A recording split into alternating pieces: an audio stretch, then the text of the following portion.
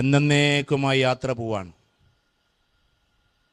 ഒരിക്കലും വിഷമിപ്പിക്കണ്ടായിരുന്നു എന്ന് തോന്നുന്ന നിമിഷം, കുറ്റപ്പെടുത്തണ്ടായിരുന്നു എന്ന് തോന്നുന്ന നിമിഷം, അനുസരിച്ച് ജീവിക്കാമായിരുന്നു എന്ന് തോന്നുന്ന നിമിഷം, എപ്പോഴും മൊത്തം കൊടുത്ത് നല്ല രീതിയിൽ ഒന്നിച്ച് ജീവിക്കാമായിരുന്നു എന്ന് തോന്നുന്ന നിമിഷം, ഒരിക്കലും ജീവിതത്തിൽ കുറ്റപ്പെടുത്താതെ ഒറ്റപ്പെടുത്താതെ പോകാമായിരുന്നു എന്ന് തോന്നുന്ന നിമിഷം, ഒരിക്കൽ കൂടി ജീവിതം തിരിച്ചു കിട്ടുകയാണെങ്കിൽ നല്ല സുന്ദരമായി വിഷമിപ്പിക്കാതെ ജീവിക്കുമെന്ന് തോന്നുന്നൊരു നിമിഷം, ഇല്ല ഈ അച്ഛനെ ഞാൻ ഒരിക്കലും വിഷമിപ്പിക്കൂല, ഈ അമ്മയെ ഞാൻ ഒരിക്കലും വിഷമിപ്പിക്കൂല, ഈ മക്കളെ ഞാൻ ഒരിക്കലും വിഷമിപ്പിക്കൂല. ഒരു മിനിറ്റ് കണ്ണങ്ങനെ തന്നെ അടച്ചിട്ട് ആ രംഗൊന്നും കൂടി കാണും. മയ്യത്ത് കട്ടിൽ പോകുന്ന രംഗം, ലാസ്റ്റായിട്ട് പോകുന്ന രംഗം.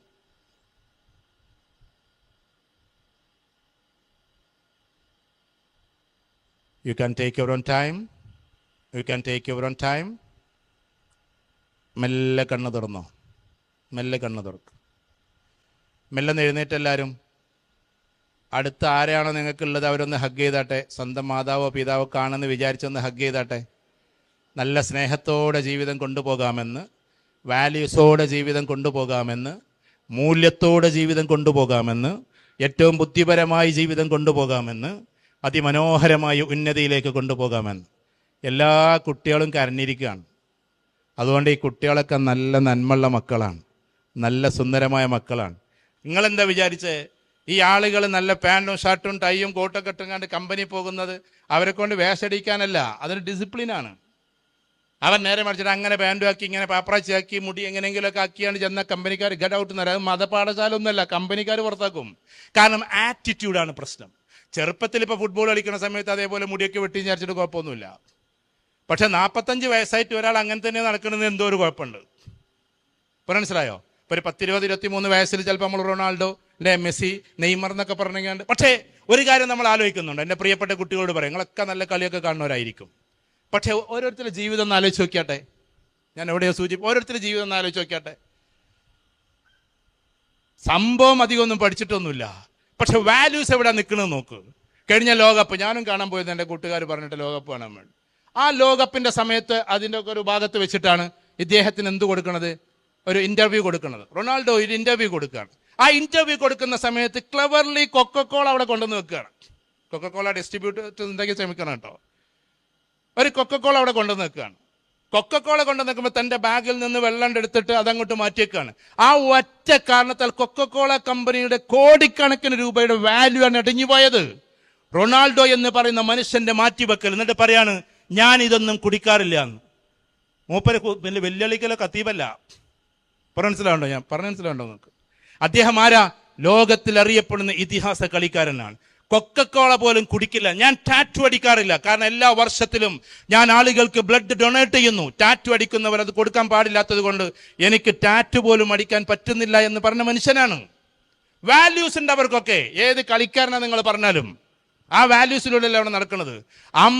അമ്മയെ നിങ്ങൾക്ക് അമ്മൻ വിളിക്കുമ്പോൾ ചെല്ലണോ, ലോകകപ്പ് വേണോന്ന് ചോദിച്ചപ്പോൾ മടി കൂടാതെ മറുപടി അറിഞ്ഞത് എന്താ?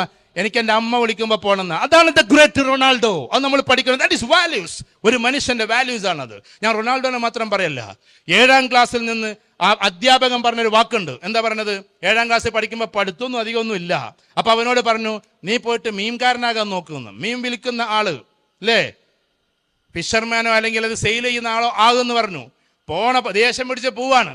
പോകാൻ നേരത്തെ പറഞ്ഞ എൻ്റെ അച്ഛനെയും കൂടി കൂട്ടിക്കോന്നു. ഒരു ടീച്ചറുടെ കറുത്ത വാക്ക്. എൻ്റെ പ്രിയപ്പെട്ട ടീച്ചേഴ്സിനെ ഉപദേശിക്കല്ല, ഒരു കുട്ടിയോടും ജീവിതത്തിൽ കറുത്ത വാക്ക് ഉപയോഗിക്കരുത്. നീ പഠിക്കാത്തവനാണ് എന്ന് ആൾക്കൂട്ടത്തിൽ വെച്ച് പറയരുത്.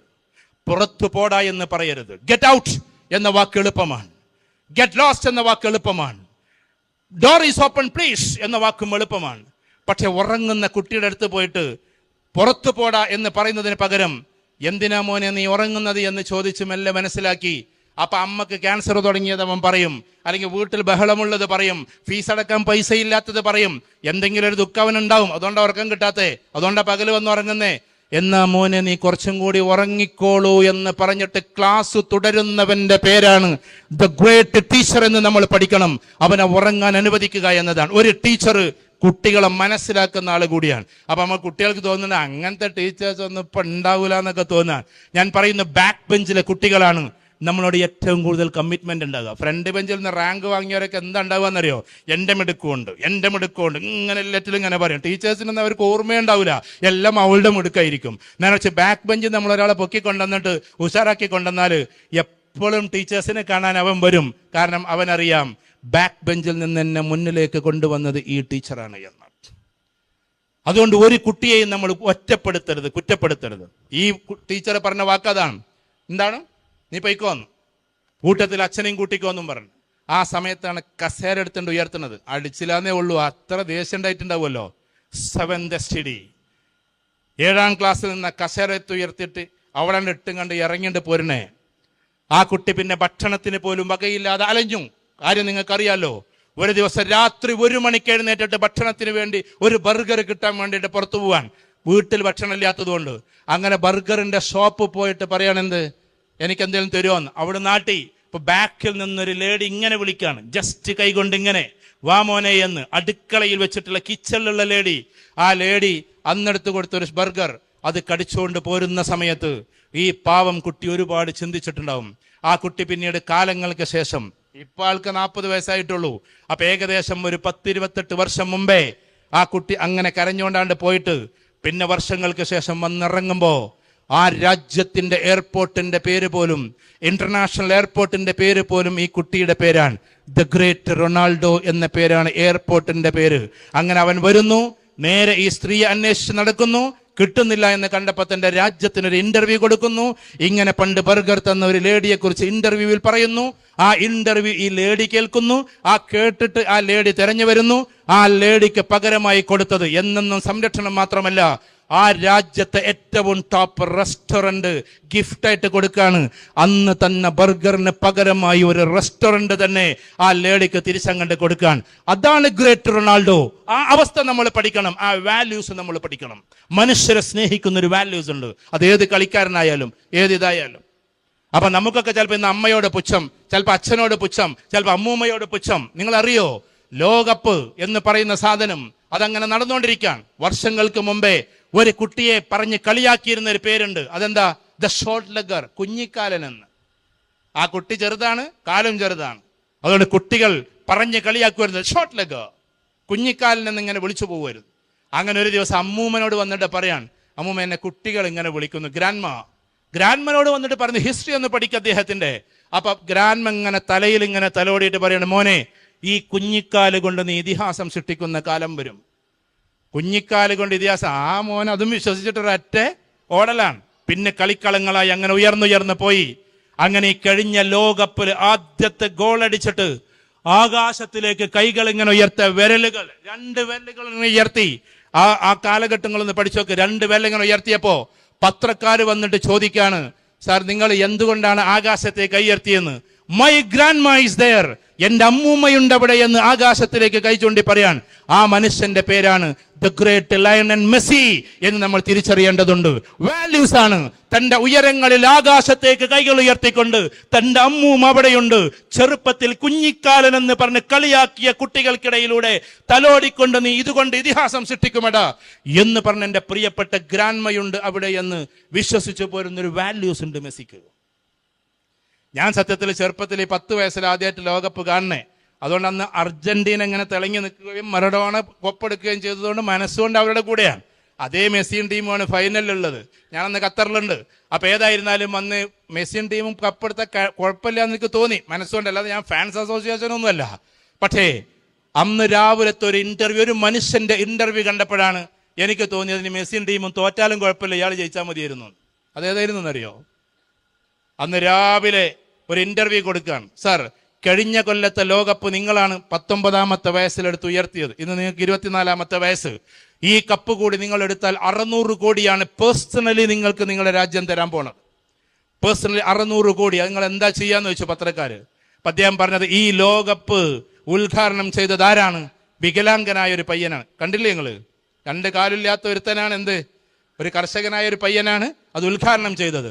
അതുകൊണ്ട് ലോകത്തിലെ വികലാംഗരായ കുട്ടികൾക്ക് ഞാൻ ഈ 600 കോടി വിതരണം ചെയ്യും, അതിൽ നിന്നൊരു നയാ പൈസ പോലും ഈ എംബാപ്പെ എടുക്കില്ല എന്ന് പറഞ്ഞത് ഗ്രേറ്റ് കളിക്കാരന്റെ പേരാണ് കിലിയൻ എംബാപ്പെ എന്ന് നമ്മൾ പഠിക്കണം. വാല്യൂസ്, ഒരു മനുഷ്യന് കിട്ടുന്ന പൈസ കൊടുക്കുമെന്ന വാല്യൂസ്, ഒന്ന് സൊസൈറ്റിയോടാണ്, ഒന്ന് അമ്മൂമ്മ എന്ന് പറഞ്ഞ കുടുംബത്തോടാണ്, മറ്റൊന്ന് കപ്പ് കിട്ടിയിട്ട് ഗാലറിയിലേക്ക് നോക്കുമ്പോൾ എന്താ സാർ വേണ്ടത് എന്ന് സെക്രട്ടറി വന്ന് ചോദിക്കുമ്പോൾ എൻ്റെ മക്കളെവിടെ എന്നാ ചോദിക്കണത്. 2 മക്കളെയും ഗ്രൗണ്ടിലേക്ക് ഇറക്കിയിട്ട് പിന്നെ ആ മക്കളെയും കൊണ്ട് കളിക്കുന്ന മെസ്സിയെയും നമ്മൾ കണ്ടു. ഞാൻ അവരെ വാഴ്ത്തി പറയില്ല. ഒന്ന് ഫാമിലിയോടുള്ള ബന്ധം, മക്കളോടുള്ള ബന്ധം, ഒന്ന് അമ്മയോടുള്ള ബന്ധം, ഒന്ന് സമൂഹത്തോടുള്ള ബന്ധം. ഈ ബന്ധങ്ങൾ നമ്മളും കാത്തു സൂക്ഷിക്കണം. കളിക്കാർ പോലും അതാ നമുക്ക് കാണിച്ചു തരുന്നത്. മനസ്സിലായോ നിങ്ങൾക്ക്? പിന്നെ നമ്മളിത് കളി എന്ന് പറഞ്ഞിട്ട് ഒരു കളിയിൽ നമ്മൾ വിജയിക്കില്ല എന്നിട്ട് ജീവിതം കൊണ്ട് കളിക്കാം നമ്മൾ. അപ്പോൾ നമ്മെ സംബന്ധിച്ചിടത്തോളം വാല്യൂസ് ഏറ്റവും പ്രധാനപ്പെട്ടതാണ്. അവനവന്റെ വാല്യൂസിലേക്ക് തിരിച്ചു പോകലാണ്. ആ ഒരു ലെവലിലേക്ക് നമ്മൾ ഒരിക്കലും, ഞാൻ വീണ്ടും ആവർത്തിച്ചു പറയുന്ന എൻ്റെ മക്കളെ, ഞാൻ പറഞ്ഞല്ലേ 10,000-2000 കുട്ടികളുടെ കെടുതി ജീവിതം കണ്ടൊരു മനുഷ്യൻ എന്ന നിലക്കാൻ പറയണം സെന്ററിൽ വെച്ചിട്ട്. അഥവാ പ്രണയത്തിന്റെ ലോകത്തേക്കും ഈ പറയുന്ന എത്തീസത്തിന്റെ ലോകത്തിലേക്കും ഈ പറയുന്ന എന്തിലേക്കും മയക്കുമരുന്നിന്റെ ലോകത്തിലേക്കും പോയി ജീവിതം അടിഞ്ഞുകൂടിയ കുട്ടികളെ കണ്ട് മനസ്സിലാക്കിയ ഒരാളെന്ന് ഞാൻ നിങ്ങളോട് പറയാണ്, എന്ന നിലയ്ക്ക് ഞാൻ നിങ്ങളോട് പറയാണ്, ദയവ് ചെയ്ത് അതിലേക്കൊന്നും കടന്നു പോകല്ലേ. ഞാൻ പ്രണയത്തെക്കുറിച്ച് പറയുമ്പോൾ സീരിയസ് ആയിട്ട് നിങ്ങൾക്ക് തോന്നുകയാണെങ്കിൽ നേരത്തെ പറഞ്ഞതുപോലെ അച്ഛനെ അമ്മേനൊക്കെ അറിയിച്ചിട്ട് ഉള്ളിന്റെ ഉള്ളിൽ തോന്നിക്കഴിഞ്ഞാൽ അവതരിപ്പിച്ചോ എന്നതല്ലാതെ ദയവ് ചെയ്തിട്ട് അതിന്റെ കളികളിലേക്ക് നിങ്ങൾ പോകല്ലേ. ജീവിതം മുഴുവനും ഇല്ലാണ്ടയാകും. അപ്പോൾ നമ്മളെ സംബന്ധിച്ചിടത്തോളം ഏറ്റവും സ്ട്രോങ് ആയിട്ടാണ് നമ്മൾ പോകണ്ടേ. പഠിത്തത്തിന്റെ ലോകത്തിലൂടെ, കരിയറിന്റെ ലോകത്തിലൂടെ, ഏറ്റവും ടോപ്പ് കരിയർ ഞാൻ പറഞ്ഞു ആ ഒരു ലോകത്തിലേക്ക് എത്തലാണ്. സമൂഹത്തിന്റെ ആളായി മാറലാണ്. നിങ്ങൾക്ക് എപ്പോ സമൂഹത്തിന്റെ കൂടെ നിൽക്കാൻ പറ്റുമോ? എപ്പോഴെങ്കിലും നിങ്ങളൊരു എന്താകുന്നു, ഒരു ഡോക്ടറാകുന്നു, അല്ലെങ്കിൽ എന്തെങ്കിലും ലെക്ചറാകുന്നു, എന്തെങ്കിലും ആകുന്നു എന്ന് വെക്കുക. അങ്ങനെ ആവുമല്ലോ നിങ്ങൾ. ആ സമയത്ത് ഒരാൾ നിങ്ങളെ സഹായം തേടി വരുന്ന സമയത്ത് അയാളെ സഹായിക്കാനുള്ളൊരു സന്മനസ്സ നിങ്ങൾക്ക് ഉണ്ടാകണ്ടേ. അതാ ഉണ്ടാവണ്ടേ. ഒരു പാവം കുട്ടി വന്നിട്ട് പറയാണ്, ടീച്ചറെ അല്ലെങ്കിൽ മാഷെ അല്ലെങ്കിൽ ഇന്നാളെ എന്ന് ചോദിച്ചാൽ പറയാണ്, എനിക്ക് ഫീസൊന്നുമില്ല, പഠിക്കാൻ എന്തെങ്കിലും ഒന്ന് ചെയ്യാൻ പറ്റുമോ? ആ കുട്ടിയെ ദത്തെടുക്കലാണ് സോഷ്യൽ റിഫോർമേഷൻ. അങ്ങനെ ഒരുപാട് ആളുകളെ ദത്തെടുക്കലാണ് സോഷ്യൽ റിഫോർമേഷൻ. അങ്ങനെ ഈ പ്രദേശത്ത് വിദ്യാഭ്യാസത്തിന്റെ ഒരു ചാഞ്ചാട്ടവും ഇല്ലാത്ത ഒരു കാലത്ത് 95 എന്ന് പറയുമ്പോൾ ഞാൻ ഡിഗ്രിക്ക് പഠിക്കുന്ന കാലമാണ്, ഡിഗ്രി ഫസ്റ്റ് ഇയർ 95. അതാണ് ആ കാലഘട്ടത്തിൽ തുടങ്ങി വെച്ചതാണ് മന്നാനിയ. വിദ്യാഭ്യാസത്തിൽ പിന്നോക്കം നിൽക്കുന്ന എല്ലാ മനുഷ്യർക്കും വേണ്ടി, ഏത് ജാതി മതക്കാർക്കും വേണ്ടി തുടങ്ങി വെച്ചൊരു കാഴ്ചപ്പാടിന്റെ പേരാണ് മന്നാനിയ. ആ മന്നാനിയ കോളേജിൽ നമ്മൾ ഉണ്ടാകുമ്പോൾ നമ്പർ 1 ഇവിടെ വാല്യൂസ് തന്നെയായിരിക്കണം മുമ്പിൽ നിൽക്കേണ്ടത്. എൻ്റെ പ്രിയപ്പെട്ട കുട്ടികളെ, വാല്യൂസ് ഉണ്ടോ? ലോകത്തിന്റെ എല്ലാ ഭാഗത്തും നിങ്ങൾ വലിയ വലിയ കമ്പനി നിങ്ങൾ പോയി നോക്കും, വാല്യൂസിനെ അളക്കും, നിങ്ങളുടെ കൾച്ചറിനെ അളക്കും. ഉറപ്പായിട്ടും നിങ്ങളുടെ സോട്ട് അനാലിസിസ് ഇതെല്ലാം നിങ്ങൾ എഴുതി കൊടുക്കേണ്ടി വരും. ഏതെങ്കിലും രൂപത്തിലും ഭാവത്തിലും നടന്നാൽ നിങ്ങൾക്ക് കിട്ടില്ല. വിദേശത്തേക്കാണോ നിങ്ങൾ പോണത്? നിങ്ങൾ ഈ പറയുന്ന യൂറോപ്പിലേക്കും US-ലേക്കും കാനഡയിലേക്കും ഓസ്ട്രേലിയയിലേക്കും വ്യത്യസ്തമായ ഭൂഖണ്ഡങ്ങളാണല്ലോ ഇതൊക്കെ. ഓസ്ട്രേലിയ വേറെ ഭൂഖണ്ഡമാണ്, യൂറോപ്പ് വേറെ ഭൂഖണ്ഡമാണ്, ഇതേമാതിരി കാനഡ വേറെ ഏരിയയാണ്, അമേരിക്ക വേറെ ഏരിയയാണ്. കാനഡ ഒരു രാജ്യമായിട്ട് അങ്ങനെ നിൽക്കുന്നുണ്ടെങ്കിൽ ഏത് രാജ്യത്തിലേക്ക് നിങ്ങൾ പോകുമ്പോഴും അവിടൊക്കെ നോക്കൽ ഒന്ന് സ്കിൽസ്, പാഷൻ, വാല്യൂസ്. ഈ 3ഉം നോക്കാതെ നിങ്ങൾ അങ്ങോട്ട് കയറ്റൂല കേട്ടോ. അതിലേറ്റവും കൂടുതൽ വാല്യൂസ് എന്താ? ഈ വാല്യൂസ് എന്ന് പറഞ്ഞാൽ അയാൾ ഏറ്റവും സത്യസന്ധമായി കാര്യങ്ങൾ ചെയ്യുന്നുണ്ടോ? നിങ്ങൾ ACCA CMA എന്ന് പറഞ്ഞല്ലോ, ഏറ്റവും ട്രിക്കോട് കൂടിയിട്ട് അമാൽഗമേഷനും അബ്സോർപ്ഷനും റീകൺസ്ട്രക്ഷനും റീകൺസിലിയേഷനും നടപ്പിലാക്കിയാലും, ഈ പറഞ്ഞ cash flow fund flow statement തയ്യാറാക്കിയാലും, ഫോർകാസ്റ്റിംഗ് നടത്തിയാലും, ഇനി അതല്ല അതിനും അപ്പുറത്തേക്ക് നിങ്ങൾ ഫിനാൻഷ്യൽ അനാലിസിസ് നടത്തിയാലും, ഏത് മേഖലയ്ക്ക് പോയാലും നിങ്ങൾക്ക് വിശ്വാസമുണ്ടോ, വിശ്വാസ്യതയുണ്ടോ എന്ന് അവർ അളക്കും. ഇല്ലെങ്കിൽ നിങ്ങളെ സമ്പത്ത് ഏൽപ്പിക്കൂല, നിങ്ങളെ പണിയൊന്നും ഏൽപ്പിക്കൂല. നിങ്ങൾ സത്യസന്ധരാണെന്ന് നോക്കും. സത്യസന്ധരാണോ? You should keep integrity and capability. വിശ്വസ്തരായിരിക്കണം, നല്ല കപ്പാസിറ്റി ഉണ്ടാവണം. അങ്ങനത്തെവർക്ക് ഉയരാൻ പറ്റൂ. ഒരു കമ്പനിയുടെ തലപ്പത്തേക്ക് കയറണോ, HR, finance, operation, production, IT, അതേപോലെ തന്നെ എല്ലാ വിങ്ങും നോക്കി സത്യസന്ധമായി മുന്നോട്ട് പോകുമെന്ന് നിങ്ങളുടെ സത്യസന്ധതക്കാണ് നിങ്ങളുടെ കഴിവിനേക്കാളും പ്രാധാന്യം കൊടുക്കുക. ഉറപ്പായിട്ടും കമ്പനികൾ കൊടുക്കുക. നമ്മളൊക്കെ കുറെ സ്റ്റാഫുകൾ ഉള്ളതാണ്. ആഫ്രിക്കയിൽ നമുക്ക് 100-200ഓളം സ്റ്റാഫുകളുണ്ട്. ദുബായിൽ ഇതേപോലെ തന്നെ 100-150ഓളം ആൾക്കാരുണ്ടാവും. നമ്മുടെ നാട്ടിലുള്ള കമ്പനിയിൽ ഇതേപോലൊക്കെ ഉണ്ടാവും. അതിൽ സത്യസന്ധന്മാരെ തന്നെ നമ്മൾ മുന്നോട്ട് കയറ്റാറുള്ളൂ. അല്ലാതെ കഴിവുള്ളതിൻ്റെ പേരിൽ മാത്രം കയറ്റൂല. അതുകൊണ്ട് കഴിവ് കുറെ ഉണ്ടാക്കാൻ നിങ്ങൾ വിചാരിക്കല്ലേ. സത്യസന്ധത അതിൻ്റെ ഒരു ഭാഗമാണ്. ആ ഒരു രീതിയിലൂടെ നമ്മൾ ഉയർന്നു പോവുക. എൻ്റെ പ്രിയപ്പെട്ട കുട്ടികളോട് വിദ്യാഭ്യാസത്തിൻ്റെ പ്രതലത്തിലേക്ക് പോകുമ്പോൾ രക്ഷിതാക്കളോട് പറഞ്ഞോട്ടെ, ദയവ് ചെയ്തിട്ട് നിങ്ങളോട് 5 മിനിറ്റ് പറഞ്ഞിട്ട് അവസാനിപ്പിക്കാണ്ട്, ഈ രക്ഷിതാക്കൾ ഒരിക്കലും ഇവരെ ഫോളോ ചെയ്ത് പിന്നാലെ കൂടി അവരെ മോശമായിട്ട് ആക്കരുത്. നേരെ മറിച്ചിട്ട് അവർക്ക് എന്നും ചുംബനം കൊടുക്കുക. ഇതിൽ മൊത്തം കിട്ടിയ കുട്ടികളെന്ന് കൈപ്പൊക്കിയാട്ടവർ ഒരാഴ്ചയായിട്ടൊക്കെ ജസ്റ്റ് ഒന്ന് കൈപ്പൊക്കും. ഉമ്മാരിവിടെ ഇരിക്കണ്ടെന്നാൽ അതുകൊണ്ട് നിങ്ങൾ കളവ് പറയില്ലല്ലോ, തന്നത് ഉമ്മയും അമ്മയൊക്കെ ആണല്ലോ. ഒരാഴ്ചൻ്റെ ഉള്ളിലും മാതാവിൻ്റെ പിതാവിൻ്റെ അടുത്തുനിന്ന് മുത്തം കിട്ടിയ ആൾക്കാരൊന്ന് കൈപ്പൊക്കിയാട്ടെ. ഉറപ്പന്നല്ലേ? ആ കുട്ടി ആലോചിക്കുക, എന്നോ കിട്ടിയോളെ കണ്ണിൽ അതൊക്കെ ഉണ്ട്, എനിക്ക് ഓർമ്മയേ ഇല്ല എന്നുള്ളതാണ്. കൈതാത്തിക്കോ. നേരെ തിരിച്ചും ചെയ്യുക. ഉമ്മാർക്കും അമ്മമാർക്കും ഉമ്മ കൊടുത്ത ആൾക്കാരൊന്ന് കൈപ്പൊക്കിയാട്ടെ. അവിടെയാണ് പ്രശ്നം. നമുക്കൊരു മടിയാണ് അമ്മൻ്റെ അടുത്തേക്ക് ഇങ്ങനെ പോകുമ്പോൾ ഇപ്പം മൊത്തം കൊടുത്ത അമ്മ എന്താ വിചാരിക്കുക എന്നുള്ളത്. ഇന്നത്തെ ഈ ക്ലാസ് കഴിഞ്ഞിട്ട് ആദ്യത്തെ പണി എന്താണെന്ന് അറിയാം നിങ്ങൾ? ഇതിലിപ്പോൾ ഇവിടെ അമ്മമാരോ അച്ഛന്മാരോ വന്നവരൊന്ന് കൈപ്പൊക്കിയാട്ടെ. അവനവൻ്റെ അച്ഛന്മാരോ അമ്മമാരോ വന്നവരൊന്ന് കൈപ്പൊക്കിയാട്ടെ. ഒന്ന് പൊയ്ക്കുക നല്ല പോലെ. ഇവിടെ ഉണ്ടല്ലോ അല്ലേ? രക്ഷിതാക്കളല്ല, കുട്ടികൾ കൈപ്പൊക്ക്. ആരുടെയൊക്കെ രക്ഷിതാക്കൾ വന്നിട്ടുണ്ട് എന്ന്. ഇത്രയും കുട്ടികളെങ്കിലും വന്നിട്ടുണ്ട്, കുറേ ആൾക്കാർ അത് വന്നിട്ടില്ല. ഇന്ന് പോയിട്ട് ആദ്യത്തെ പണി, ഇവിടെ വന്നാലും വന്നില്ലെങ്കിലും ഫസ്റ്റ് പണി അവരെ പോയിട്ട് എന്താക്കുക? ഒരു മുത്തം കൊടുക്കുക. അതെന്തിനാ ഇപ്പം കൊടുക്കണമെന്ന് ചോദിക്കുക. എല്ലാം എന്താവും? സോൾവ് ആവും. മുത്തം കൊടുത്ത് എപ്പോഴും കൂടെയുള്ള ഒരാളെ സംബന്ധിച്ചിടത്തോളം ആ മക്കൾ എന്ന് പറഞ്ഞാൽ തന്നെ ഒരു ഭയങ്കര രസമാണ്. ഞാൻ എൻ്റെ കഥ പറയുകയാണ്. എൻ്റെ ഇപ്പോൾ 3 മക്കളെ വീട്ടിൽ 2 ആൾക്കാർ UK-ലാണ്. 3 ആൾക്കാരും എനിക്ക് രാത്രി മുത്തം തരാതെ അവർ പോയി കിടന്നുറങ്ങാറില്ല. അതൊരു ശീലമാണ്, ഡെയിലിയുള്ള ശീലമാണ്. മനസ്സിലായി? ചിലപ്പോൾ ഇനിയിപ്പോൾ രാത്രിയൊക്കെയാണ് കിടക്കണേ, എന്നാലും അവിടെ ഇല്ലയെന്ന് വിചാരിക്കാം ട്രെയിനിൽ. അപ്പോൾ ചിലപ്പോൾ വിളിച്ചാണ് ഇപ്പം ഉമ്മട്ടാന്ന് ഇറങ്ങിയാണ്ട് ആയിരിക്കുന്നുണ്ട്. അതൊരു രസമാണ്, നമ്മുടെ ജീവിതത്തിൻ്റെ ത്രില്ലാണ്. നമ്മുടെ സ്വന്തം മക്കൾക്ക് തിരിച്ചും അങ്ങനെയൊക്കെ രക്ഷിതാക്കളും ഒന്ന് ഇതാവണം. നമ്മളൊരിക്കലും ബലം പിടിക്കുന്ന രക്ഷിതാക്കളാകരുത്.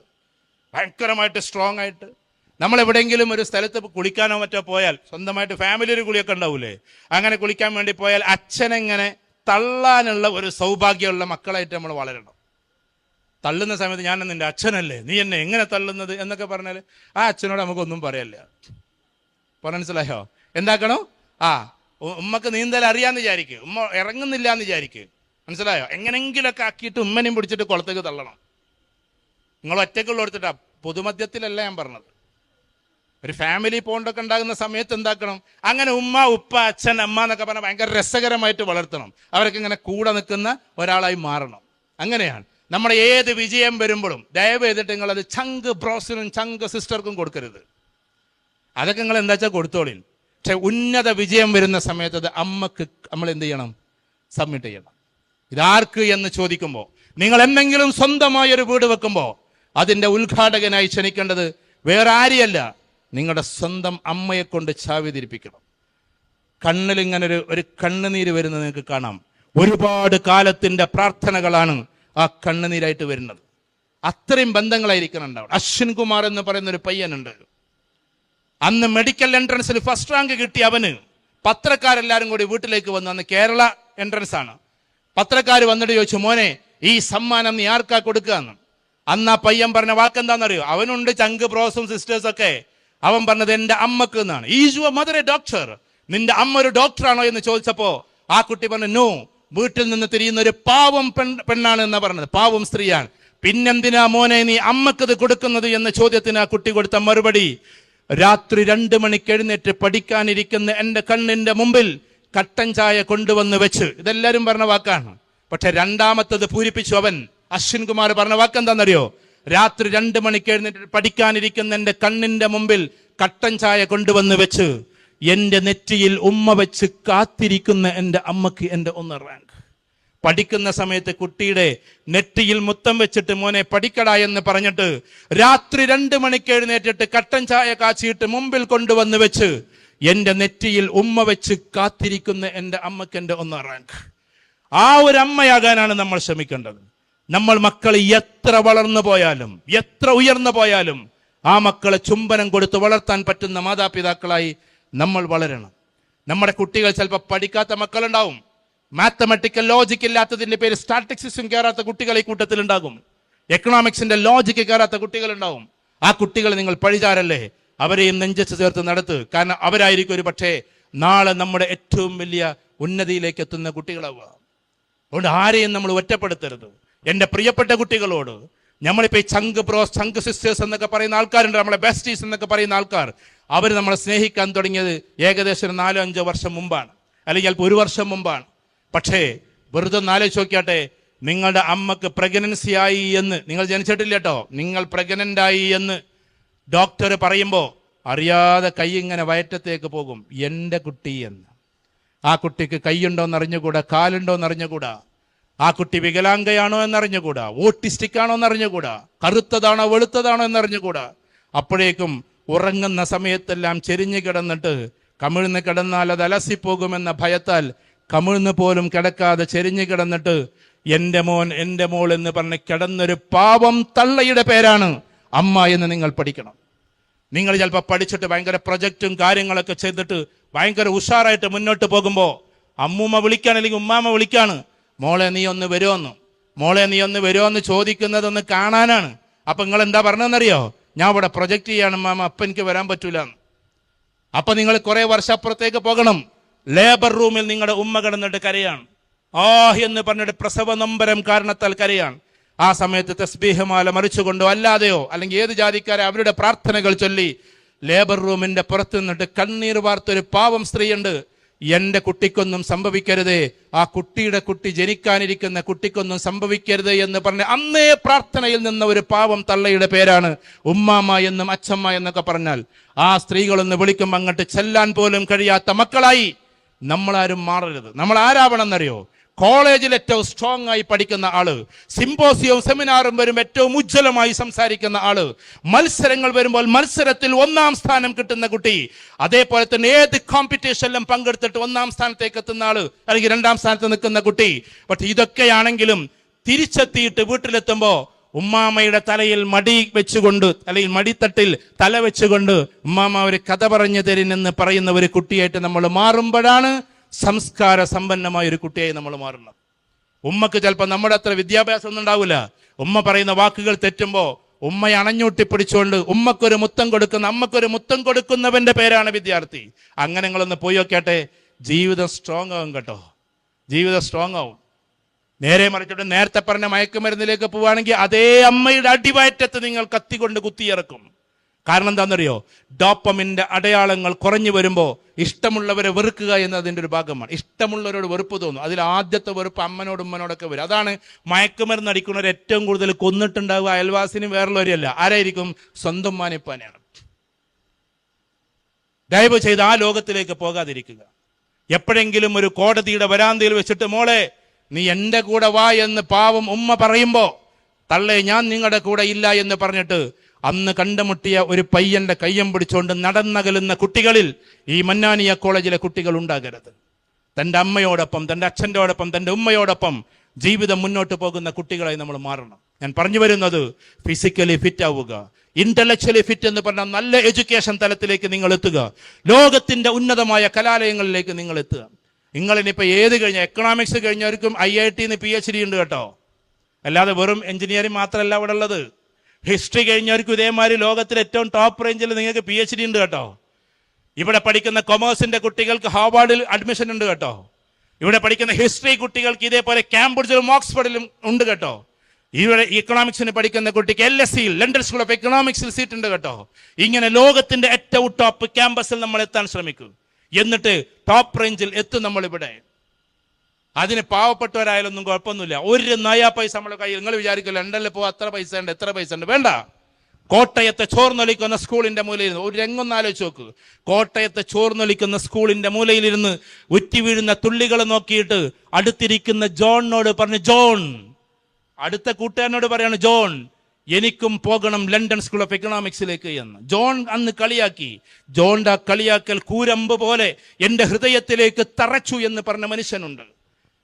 അംബേദ്കർ പോയി പഠിക്കുന്ന ലണ്ടൻ സ്കൂൾ ഓഫ് എക്കണോമിക്സിൽ അന്ന് അംബേദ്കർ അവിടെ പഠിക്കുകയാണ്. ഈ കുട്ടി 7-ാം ക്ലാസ്സിലാകുമ്പോൾ അവിടെ അംബേദ്കർ പഠിച്ചുകൊണ്ടിരിക്കുകയാണ്. അംബേദ്കർ പോയ ക്യാമ്പസിൽ എനിക്ക് എത്തണം, ലണ്ടൻ സ്കൂൾ ഓഫ് എക്കണോമിക്സ്. ആ കുട്ടി സ്വപ്നം കണ്ടു. Dreams are the most and powerful energy. സ്വപ്നമാണ് ഒരു മനുഷ്യന്റെ ഏറ്റവും ശക്തമായ എനർജി എന്ന് പറഞ്ഞത് ആ മനുഷ്യനാണ്. ആ മനുഷ്യൻ പിന്നെ അവിടെ എത്തി. 1 നയാ പൈസ കൊടുക്കാതെ പിന്നെ അവിടുന്ന് ഡോക്ടറായി ഇറങ്ങി. PhD കഴിഞ്ഞ് അത് കഴിഞ്ഞിട്ട് നമ്മുടെ ഉപരാഷ്ട്രപതി, പിന്നെ നമ്മുടെ രാഷ്ട്രപതി. ഇന്നേ വരെ ഇന്ത്യക്ക് ഒരൊറ്റ മലയാളിയെ പ്രസിഡന്റ് ആയിട്ടുള്ളൂ. ഇന്നേ വരെ ഇന്ത്യക്കൊരൊറ്റ മലയാളിയെ പ്രസിഡന്റായിട്ട് കിട്ടിയിട്ടുള്ളൂ. അദ്ദേഹത്തിന്റെ പേരാണ് ഡോക്ടർ KR നാരായണൻ. ആ നാരായണൻ പഠിച്ചത് ഈ LSEയിലാണ്, ലണ്ടൻ സ്കൂൾ ഓഫ് എക്കണോമിക്സിലാണ്. എൻ്റെ പ്രിയപ്പെട്ട കുട്ടികൾ, ആ LSE നിങ്ങളെയും കാത്തിരിക്കാം. ഇതൊന്നും നിങ്ങൾ നമുക്ക് കിട്ടില്ല എന്ന് വിചാരിക്കല്ലേ. ഞാൻ നാളെ MES തിരുവിൽ സംസാരിച്ചുകൊണ്ടിരിക്കുകയാണ്. ഇനി നിങ്ങളൊക്കെ LSEയിലെത്തുന്ന കാലം ഞാൻ സ്വപ്നം കാണുന്നു എന്ന് പറഞ്ഞപ്പോൾ പ്രിൻസിപ്പൽ സാർ വന്നുകൊണ്ട് പറഞ്ഞു, സാർ ഇവിടെ നിന്ന് ഒരു കുട്ടി ഇപ്പം LSEയിലുണ്ട് എന്ന്. MM സ്കൂൾ, കാലിക്കറ്റ് കടപ്പുറത്ത് സ്കൂൾ, MM സ്കൂൾ. ആ MM സ്കൂളിൽ പോയിട്ട് പ്രസംഗിക്കുമ്പോൾ അവിടുത്തെ ഇതേപോലെ മാനേജ്മെന്റിൽ ഒരാൾ വന്നിട്ട് പറഞ്ഞു, സാർ കഴിഞ്ഞ വർഷം ഇവിടുന്ന് ഒരാൾ പോയിട്ടുണ്ട് എന്ന്. കുറേ കാലങ്ങളായി പ്രസംഗിക്കുന്നതിന്റെ ഭാഗങ്ങൾ അവർ കാണിച്ചു തരാണ്. MM സ്കൂളിൽ നിന്ന് പോയ കുട്ടിയുടെ രക്ഷിതാവിനെ പരിചയപ്പെട്ട് പറഞ്ഞു, സാർ ഫ്ലൈറ്റ് ടിക്കറ്റ് വരെ യൂണിവേഴ്സിറ്റി അയച്ചു കൊടുത്തത്. ഫ്ലൈറ്റ് ടിക്കറ്റ് വരെ യൂണിവേഴ്സിറ്റിയാണ് അയച്ചു കൊടുത്തത്. That is LSE, London school of economics. അതുകൊണ്ട് ഇവിടെ ഇരിക്കുന്ന കുട്ടികൾ ഭാവിയിൽ അലൂമിനി എവിടെയെന്ന് ചോദിക്കുമ്പോൾ നേരത്തെ നിങ്ങൾ മഹാരാജാസിന്റെ പ്രിൻസിപ്പളെ കുറിച്ച് പറഞ്ഞതുപോലെ ഇവിടുന്ന് പോകുന്ന കുട്ടികൾ ആ ഒരു വാല്യൂസിലൂടെ പോകണം. ഇന്റലക്ച്വലി ടോപ്പ്, ഇമോഷണലി ടോപ്പ് എന്ന് പറഞ്ഞാൽ സമൂഹത്തിൽ ഉപകാരം ചെയ്യുന്ന, സമൂഹത്തിൽ ഒരുപാട് കാര്യങ്ങൾ ചെയ്യുന്ന, സമൂഹത്തിന് വേണ്ടി നവീകരണ പ്രക്രിയകൾ നടത്തുന്ന കുട്ടികളായി നമ്മൾ മാറുമ്പോൾ സോഷ്യൽ ഫിഗറായി മാറി. അത് ഇമോഷണൽ പാർട്ട് ഓഫ് എഡ്യൂക്കേഷൻ. എല്ലാം കഴിഞ്ഞിട്ട് ഒറ്റയ്ക്കിരിക്കുമ്പോഴും തനിച്ചിരിക്കുമ്പോഴും കൂട്ടത്തിലിരിക്കുമ്പോഴും ഏകഛത്രാധിപതിയും സർവാധിപതിയും സമഗ്രാധിപതിയുമായ ദൈവത്തിനെ വണങ്ങുന്നതിൻ്റെ പേരാണ് സ്പിരിച്വൽ എഡ്യൂക്കേഷൻ. അഥവാ ഒറ്റയ്ക്കിരിക്കുന്ന സമയത്ത്, പാതിരാവിലെ നിസ്കാര സമയത്ത് കലാപങ്ങൾ നടക്കാൻ സാധ്യതയുണ്ടാകുമ്പോൾ ഒരിക്കലും ഇന്ത്യയിൽ കലാപം വരാതിരിക്കാതെ കാക്കണേ തമ്പുരാനെ എന്ന് പാതിരാവിലെ പ്രാർത്ഥിക്കുന്ന വിദ്യാർത്ഥിയും നിങ്ങളായിരിക്കണം. ആ വിദ്യാർത്ഥിയും നിങ്ങളെ. ലോകത്തിൽ എവിടെയെങ്കിലും അസമാധാനം നടക്കുന്ന സമയത്ത് ഒരിക്കലും അങ്ങനെ സംഭവിക്കരുതേ എന്ന് സ്പിരിച്വലി പ്രാർത്ഥിക്കുന്ന ആൾ നിങ്ങളായിരിക്കണം. എവിടെയെങ്കിലും ആളുകൾ മരിച്ചൊടുങ്ങുന്നു എന്ന് കാണുമ്പോൾ, ഹിന്ദു മുസ്ലിം ക്രിസ്ത്യൻ റിവോൾട്ടുകൾ സംഭവിക്കുമ്പോൾ ദൈവമേ കാക്കണേ എന്ന് പാതിരാവിലും പ്രാർത്ഥിക്കുന്ന കുട്ടിയായി നമ്മൾ മാറണം. ഇങ്ങനെ 4 പാറ്റേണും, physically fitness, intellectually fitness, emotionally fitness and spiritually fitness, ഈ 4ഉം കൂടി ഒന്നിപ്പിച്ച് മുന്നോട്ട് പോകുന്ന ഒരു ക്യാമ്പസിന്റെ പേരാണ് ഈ ഭാഗത്ത് ദ മന്നാനിയ എന്നതുകൊണ്ട് ഉദ്ദേശിക്കുന്നത്. അതിന്റെ കൾച്ചർ നിങ്ങൾ കാത്തു സൂക്ഷിക്കണം. എൻ്റെ പ്രിയപ്പെട്ട രക്ഷിതാക്കളെ, നിങ്ങൾ നിങ്ങളുടെ കുട്ടികളെ സപ്പോർട്ട് ചെയ്യണം. ഈ കുട്ടികളും നിങ്ങളോട് അതേ സപ്പോർട്ടോട് കൂടി നിൽക്കും. നിങ്ങൾ നോക്കിക്കോ, ഈ കുട്ടികളൊക്കെ ഉയരത്തിലെത്തും. അവർ ഇന്നത്തെ ക്ലാസ് അല്ലെങ്കിൽ ഇതേപോലെ അധ്യാപകരുടെ ക്ലാസ് കേട്ട് അവരൊരുപാട് ഉയരങ്ങളിലെത്തി നിങ്ങളിലേക്ക് തന്നെ തിരിച്ചു വരും. അവരെ സംശയിക്കല്ലേ, ഈ കുട്ടികൾ ഏറ്റവും സ്ട്രോങ് ആണ്. നിങ്ങൾക്ക് ഓർമ്മയുണ്ടോ 995 ഇത് തുടങ്ങുന്ന സമയത്തൊക്കെ ഈ ഭാഗന്ന ടൗണുകളിലൊക്കെ അവിടുത്തെ ഫ്രൂട്ട്സ് ഒന്നും അവിടെ ഇരിക്കൂലായിരുന്നു. ആ ഫ്രൂട്ട്സ് ഒക്കെ ചിലപ്പോൾ ആരെങ്കിലുമൊക്കെ പൊക്കിക്കൊണ്ടുപോകും. എന്നാൽ ഇപ്പൊ 2025 ഇവരൊന്ന് നടന്നു പോകുന്ന തെരുവോരങ്ങളിലെ ഷോപ്പുകളിൽ മുഴുവൻ ഫ്രൂട്ട്സ് അവിടെ തന്നെ ഉണ്ട്. ഒരാപ്പിള് പോലും അതിൽ നിന്ന് പോകില്ല എന്ന് കച്ചവടക്കാർക്കറിയാം.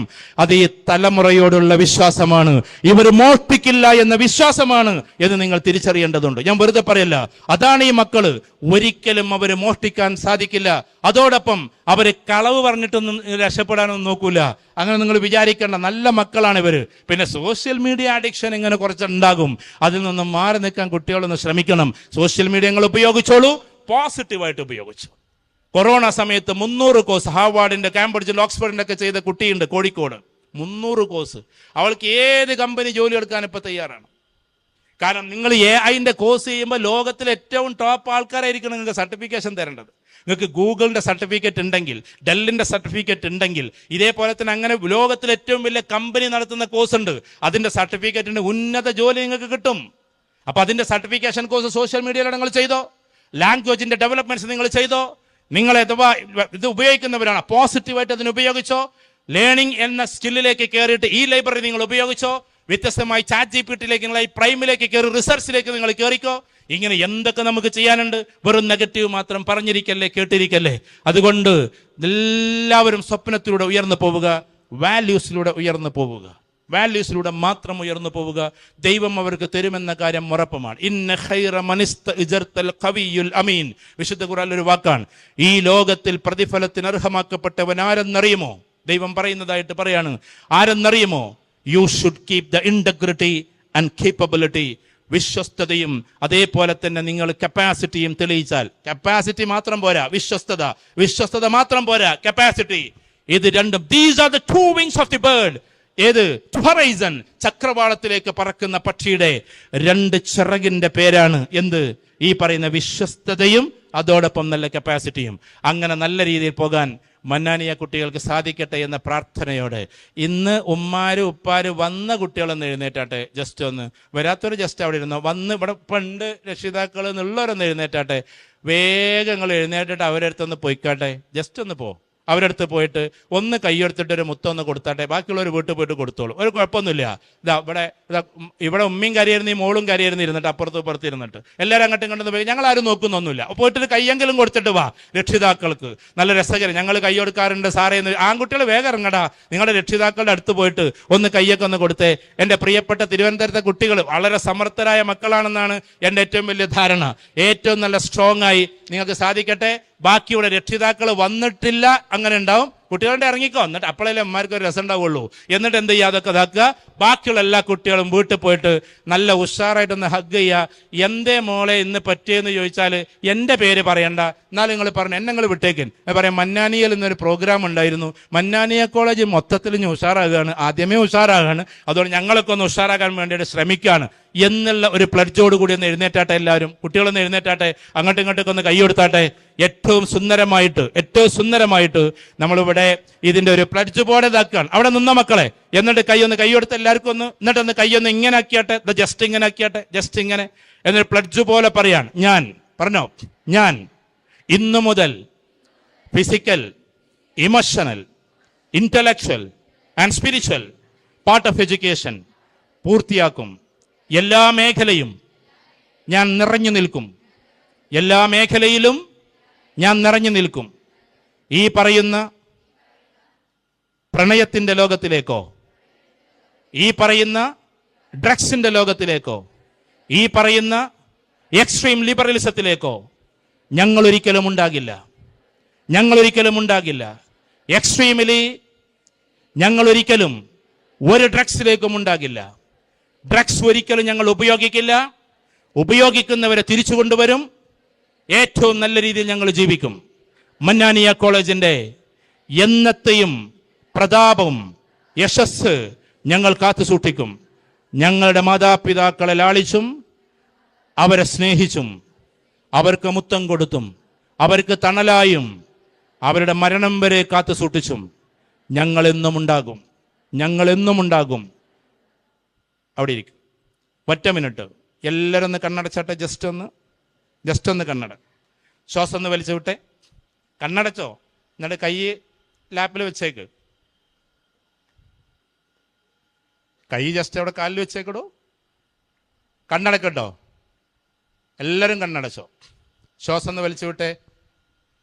ശ്വാസം ഒന്ന് വലിച്ചു വിടും.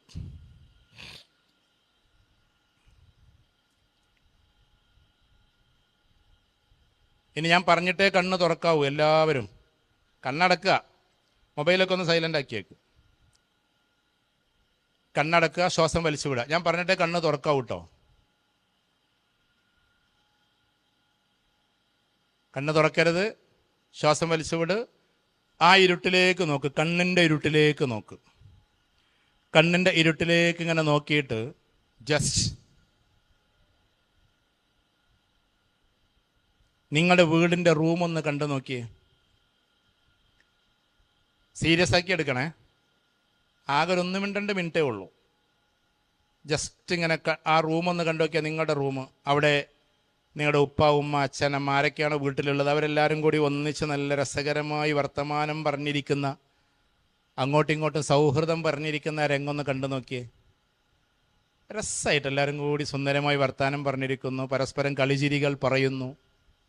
ആ രംഗമൊന്ന് വെറുതെ ഇങ്ങനെ കണ്ടു നോക്ക്. ഇനി ആ രംഗം അങ്ങനെ പോയി. ഞാൻ പറയാതെ കണ്ണ് തുറക്കരുത്. ആ രംഗം അങ്ങനെ പോയി. അവിടെ നിങ്ങൾ ഏറ്റവും പ്രിയപ്പെട്ട നിങ്ങളുടെ മാതാവ് അല്ലെങ്കിൽ പിതാവ്, ആരാണോ നിങ്ങൾക്ക് മനസ്സിൽ തോന്നുന്ന മാതാവോ പിതാവോ, മാതാപിതാക്കൾ ആരെങ്കിലും, മക്കൾ, ഇവിടെ ഇരിക്കുന്ന മോള് അല്ലെങ്കിൽ മോന്, അവരെ കാണുക. മാതാപിതാക്കൾ മോനെ കാണണം, മക്കള് മാതാവിനെയോ പിതാവിനെയോ കാണണം. കണ്ണ് തുറക്കരുത്. ഞാൻ പറഞ്ഞിട്ടേ കണ്ണ് തുറക്കാവൂ. ഞാൻ ഈ പറഞ്ഞ ആൾ, നിങ്ങൾ കാണാൻ പറഞ്ഞ ആൾ മരിച്ചു കിടക്കുന്ന രംഗം കണ്ടു നോക്കിയാട്ടെ. മരിച്ചെടുക്കുന്ന, ആരും കണ്ണ് തുറക്കരുത്. മരിച്ചെടുക്കുന്ന രംഗം കാണും. അവസാനമായി ഒരു ചുംബനം കൊടുക്കുന്ന രംഗം കണ്ടു നോക്കിയേ. അവസാനമായി ചുംബനം കൊടുക്കുന്ന രംഗം. ഇതൊരിക്കൽ നിങ്ങൾ കാണാനുള്ളതാണ് എന്തായാലും. അതുകൊണ്ട് അതിന് മുമ്പൊന്ന് കണ്ടു നോക്ക്. ശരിക്കും ചുംബനം കൊടുക്കുന്ന രംഗമൊന്ന് കണ്ടു നോക്ക്. The last kiss. ഇനി ഒരിക്കലും ഇല്ല ചുംബനം. എല്ലാം അവസാനിച്ചു. യാത്ര പോവാണ്. ഇനി ഒരിക്കലും ആൾ തിരിച്ചു വരില്ല. ഒരിക്കലും വരില്ല. ആൾക്കൂട്ടം നിന്ന് കരയുന്നു, നിങ്ങൾ നിന്ന് കരയുന്നു. മെല്ലെ ആ മയ്യത്ത് കട്ടിൽ അല്ലെങ്കിൽ ശവമഞ്ചൽ അതെടുത്തുകൊണ്ട് ഇങ്ങനെ ആൾക്കാർ നടന്നു പോകുന്ന രംഗമൊന്ന് കണ്ടു നോക്കിയേ. ഉറക്കെ നിങ്ങൾ ആർത്ത് വിളിക്കുന്ന രംഗമൊന്ന് കണ്ടു നോക്കിയേ.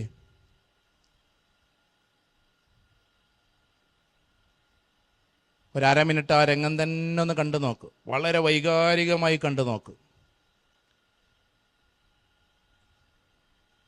എന്നേക്കുമായി യാത്ര പോവാണ്. ഒരിക്കലും വിഷമിപ്പിക്കണ്ടായിരുന്നു എന്ന് തോന്നുന്ന നിമിഷം, കുറ്റപ്പെടുത്തണ്ടായിരുന്നു എന്ന് തോന്നുന്ന നിമിഷം, അനുസരിച്ച് ജീവിക്കാമായിരുന്നു എന്ന് തോന്നുന്ന നിമിഷം, എപ്പോഴും മുത്തം കൊടുത്ത് നല്ല രീതിയിൽ ഒന്നിച്ച് ജീവിക്കാമായിരുന്നു എന്ന് തോന്നുന്ന നിമിഷം, ഒരിക്കലും ജീവിതത്തിൽ കുറ്റപ്പെടുത്താതെ ഒറ്റപ്പെടുത്താതെ പോകാമായിരുന്നു എന്ന് തോന്നുന്ന നിമിഷം, ഒരിക്കൽ കൂടി ജീവിതം തിരിച്ചു കിട്ടുകയാണെങ്കിൽ നല്ല സുന്ദരമായി വിഷമിപ്പിക്കാതെ ജീവിക്കുമെന്ന് തോന്നുന്നൊരു നിമിഷം, ഇല്ല ഈ അച്ഛനെ ഞാനൊരിക്കലും വിഷമിപ്പിക്കൂല, ഈ അമ്മയെ ഞാനൊരിക്കലും വിഷമിപ്പിക്കൂല, ഈ മക്കളെ ഞാനൊരിക്കലും വിഷമിപ്പിക്കൂല. 1 മിനിറ്റ് കണ്ണങ്ങനെ തന്നെ അടച്ചിട്ട് ആ രംഗൊന്നും കൂടി കാണും. മയ്യത്ത് കട്ടിൽ പോകുന്ന രംഗം, ലാസ്റ്റായിട്ട് പോകുന്ന രംഗം.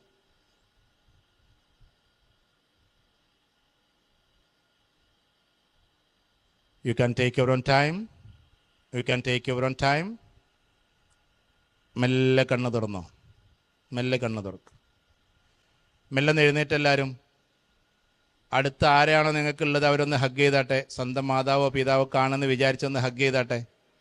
നല്ല സ്നേഹത്തോടെ ജീവിതം കൊണ്ടുപോകാമെന്ന്, വാല്യൂസോടെ ജീവിതം കൊണ്ടുപോകാമെന്ന്, മൂല്യത്തോടെ ജീവിതം കൊണ്ടുപോകാമെന്ന്, ഏറ്റവും ബുദ്ധിപരമായി ജീവിതം കൊണ്ടുപോകാമെന്ന്, അതിമനോഹരമായി ഉന്നതിയിലേക്ക് കൊണ്ടുപോകാമെന്ന് എല്ലാ കുട്ടികളും കരഞ്ഞിരിക്കുകയാണ്. അതുകൊണ്ട് ഈ കുട്ടികളൊക്കെ നല്ല നന്മയുള്ള മക്കളാണ്, നല്ല സുന്ദരമായ മക്കളാണ്. അവരൊരിക്കലും വഴികെട്ട് പോകില്ല. അവരൊക്കെ ഉന്നതരായ മക്കളാണ്. അവരുയർന്നു പോകട്ടെ. ടീച്ചേഴ്സും പാവങ്ങൾ കുറേ ഇരുന്ന് കരയാണ്. അതുകൊണ്ട് ഇതൊരു സൈക്കോളജിക്കൽ തെറാപ്പി ചെയ്തത് ഞാൻ ക്ഷമ ചോദിക്കുക നിങ്ങളെ പെർമിഷൻ ഇല്ലാതെ. പക്ഷേ അതൊരു ഇമോഷനായിട്ട് അവിടെ കിടക്കട്ടെ. എന്നും മന്നാനിയെ ഓർക്കുന്ന ഒരു തെറാപ്പിയായിട്ട് മാറട്ടെ. ഇതൊരു സൈക്കോളജിക്കൽ തെറാപ്പിയായിരുന്നു. അതുകൊണ്ട് ആകെ 3 മിനിറ്റ് ചെയ്തിട്ടുള്ളൂ. ഇത് ചിലപ്പോൾ ഒരു 10 മിനിറ്റൊക്കെ ആകുമ്പോൾ കുറേ ആൾക്കാർ വീഴാൻ തുടങ്ങും. കുറേ ആൾക്കാർക്ക് ചിലപ്പോൾ എന്തെങ്കിലുമൊക്കെ ഇളക്കം വരാൻ തുടങ്ങും. അതുകൊണ്ട് അതിലേക്ക് ഞാൻ കൊണ്ടുപോയിട്ടില്ല.